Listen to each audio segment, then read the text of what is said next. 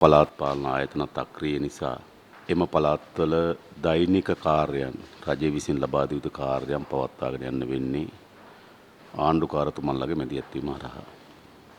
එනිසා පහළ විධිමත් යාන්ත්‍රණයක් නැතුව නේද රාජ්‍ය යාන්ත්‍රණයෙන් පමණක් පවත්වාගෙන යන්න සිද්ධ වෙලා තියෙන එක අභියෝගයක් එක්ක මම හිතන්නේ ඒ නිසා සාමාන්‍ය කාලයක ආණ්ඩුකාර ධූරයකට වඩා එදිනෙදා කාර්යයන් වලට මැදිහත් වීමේ අභියෝගය තියෙනවා. ඒක ඔබතුමාලා විසින් සපුරන ඇති කියලා මම හිතනවා. විශේෂයෙන් ගත්තොත් මේ රටේ ජනතාව සැලකිය යුතු ප්‍රමාණයකින් අලුත් දේශපාලන සංස්කෘතියක් අපේක්ෂා කරලා තියෙනවා.